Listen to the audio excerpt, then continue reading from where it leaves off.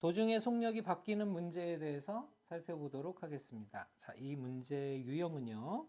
자, 어떤 식으로 주어지냐면 A 지점에서 C 지점까지 이렇게 가려고 하는데 중간에 속력이 바뀌는 경우입니다. 그래서 중간에 B라는 지점에서 A 지점에서 B 지점 가는 속력과 그 다음에 B 지점에서 C 지점 가는 속력, 이것이 서로 다를 때를 얘기하게 되는데요. 가령 A에서 B 지점까지 가는 속력을 A km/h, 그 다음에 B에서 C 지점까지 가는 속력을 B km/h라고 했을 때 우리가 두 개의 식을 요구하게 되는데 각각 거리와 속력을 가지고 식을 세우게 됩니다. 자, 그 A에서 B 지점까지 A라는 속력으로 간 거리를 우리가 X라고 하고요. 그 다음에 B에서 C까지 간 거리를 Y라고 해봅시다. 자, 이때 전체 거리가 존재할 텐데요. 즉, 전체 거리는 X와 Y를 더하면 이것이 전체 거리라는 것을 알 수 있어요. 전체 거리.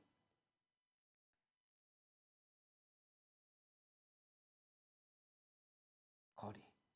자, 또 하나의 식은 뭐냐면요. 바로 A에서 C까지 걸린 시간입니다. 이 시간이라는 것 자체가 우리가 속력분의 거리로 알고 계시죠? 그래서 속력분의 거리를 이용해서 우리가 시간을 구하게 됩니다. 즉, 시간이라는 것은 총 걸린 시간은 A분의 X, 그 다음에 플러스 속력 B분의 거리 Y. 자, 이것이 총 걸린 시간이라는 것을 알 수가 있습니다. 자, 이 두 가지를 가지고 식을 세워서 X 혹은 Y의 거리를 구하는 문제가 되겠습니다. 자, 문제 살펴보도록 하시죠. 자, 유형 분석 문제입니다. 인균의 집에서 A역까지의 거리는 그랬어요. A역까지의 거리는 총 5km다라고 얘기를 하고 있죠. 5km다. 이렇게 얘기하고 있습니다. 자, 그런데 인규는 집에서 오전 7시에 출발을 했대요. 7시에 출발을 해서 A역을 향해서 시속 4km로 이렇게 가고 있었다는 얘기죠. 그러다가 기차 시간에 늦을 것 같아서 도중에 6km로 달렸답니다. 6km로 달리기 시작을 했대요. 자, 그래서 8시 정각에 다시 A역에 도착을 했다는 뜻이죠. 이때 인규가 달려간 거리를 구하여라 그랬어요. 달려간 거리라는 건 시속이 빠른 걸 얘기하죠. 그래서 요 거리를 우리가 X라고 두자라는 뜻입니다. 그러면 요 길이는 4km로 간 거리를 Y로 두어야 되겠죠. 근데 통상 미지수 두 개를 사용할 때는 앞에 걸 X, 그 다음에 뒤에 걸 Y라고 두고 Y가 얼마냐를 구해도 되겠죠. 자, 이렇게 정리할 수가 있습니다. 자, 그러면 식을 세울 때는 이제 두 가지 식을 세울 수가 있는데요. 일단 X라는 거리와 Y라는 거리를 더하면 총 5km가 된다는 거 알 수 있고요. 두 번째, 걸린 시간이 총 몇 시간 걸렸냐면 7시부터 8시까지 1시간이 소요가 됐다는 것을 알 수가 있겠죠. 그래서 4km로 간 시간은 4분의 X만큼이 소요가 됐고요. 그 다음에 속력 6으로 간 시간은 6분의 거리 Y가 되겠습니다. 이것이 총 1시간이 걸렸다. 이런 뜻이 되겠죠. 자, 이것을 둘을 연립해서 우리가 구해야 될 것은 Y가 얼마냐. 즉 6km의 속력으로 간 거리, 달린 거리는 얼마냐. 이걸 묻고 있다라고 생각하시면 되겠습니다. 자, 아래식을 먼저 정리를 해주셔야 되겠죠. 분모의 최소 공배수인 12를 곱하게 되면요. 3x, 그 다음에 플러스 2y는 12가 된다는 거 알 수 있고요. y를 구해야 하기 때문에 x의 개수를 맞추기 위해서 첫 번째 식에다가 3배를 한 식은 3x 플러스 3y는 3, 5, 15가 된다는 거 알 수 있겠죠. 그래서 아래식에서 위식을 이렇게 빼주게 되면 자, y는 바로 3이 된다는 거 알 수가 있겠습니다. 자, 이렇게 해서 총 우리가 달린 거리는 얼마가 되냐면 3km가 된다는 거 알 수가 있는 거지요. 도전 문제 보도록 하겠습니다. 주인의 집에서 도서관까지의 거리는 전체 7km다. 주희가 집에서 도서관까지 가는데 자전거를 타고 간 거리를 우리가 X라고 하기로 하고요. 그 다음에 자전거가 고장나서 시속 4km로 걸었답니다. 걸은 거리를 우리가 Y라고 한번 해보기로 하죠.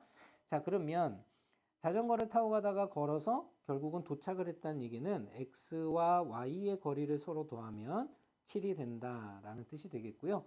그 다음에 총 걸린 시간은 1시간이 걸렸답니다. 그러니까 자전거를 타고 간 시간은 시속 8km로 갔기 때문에 8분의 x가 되겠고요. 그 다음에 걸어서 4km로 갔기 때문에 4분의 y는 바로 총 1시간 1이 된다라는 거 알 수 있겠죠.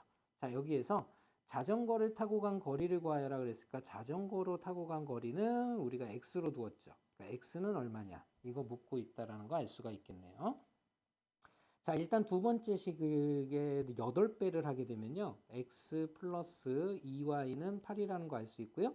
우리가 x를 구할 거기 때문에 첫 번째 식에다가 2배를 한 식을 적어보면요. 2x 플러스 2y는 27의 14가 되겠습니다.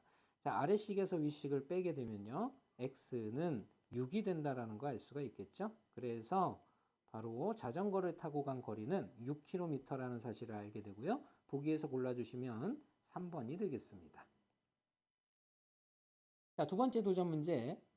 영태가 집에서 6km 떨어진 도서관을 자전거를 타고 그랬어요. 이 자전거를 타고 간 거리를 역시 x, 그 다음에 가는 도중에 고장이 나서 시속 3km로 걸었답니다. 걸은 거리를 y 이렇게 두기로 하죠. 자, 역시 1시간이 걸렸다고 그랬는데요. 전체 거리는 6km니까 x와 y를 더하면 6이다라는 거 알 수 있고요. 자, 그 다음에 걸린 시간은 총 1시간이 걸렸는데요. 자전거를 타고 간 시간은 12분의 x. 그 다음에 걸은 시간은 시속 3km로 걸었으니까 3분의 y. 이렇게 해서 총 1시간이 걸렸다. 이렇게 되겠죠. 자, 그러면 아래식에 12배를 하게 되면요. x 플러스 4y는 12라는 거 알 수 있고요. 영태가 걸어간 시간은 얼마냐라고 했어요. 걸어간 시간은 바로 y를 구해내란 뜻이죠. 자, y를 구하기 위해서는 x의 개수를 맞춰주면 되니까 그대로 써주면 되겠네요. x 플러스 y는 6. 자, 그러면 윗식에서 아래식을 이렇게 빼주면 되겠습니다. 빼주면 3y는 6이 되니까 y는 얼마가 되냐면 2가 된다라는 거 알 수가 있겠죠. 그렇죠? 자, 시간을 구하여라 그랬어요. 이것은 2km라는 거리를 의미하죠. 자, 시간이라는 것은 걸었던 속력이 있는데요. 바로 3km입니다. 그러니까 여기서 시간은 속력분의 거리니까 속력이 3이고 그 다음에 실제 거리가 2가 되겠죠. 그러니까 이것이 바로 우리가 구하고자 하는 시간이 되겠습니다. 자, 3분의 2 시간이라는 것은 1시간이 60분이니까 60배를 해주면 되겠죠. 그래서 3분의 2 곱하기 60을 해주게 되면 우리가 구하고자 하는 시간은 바로 40분이 된다는 거 알 수가 있겠네요.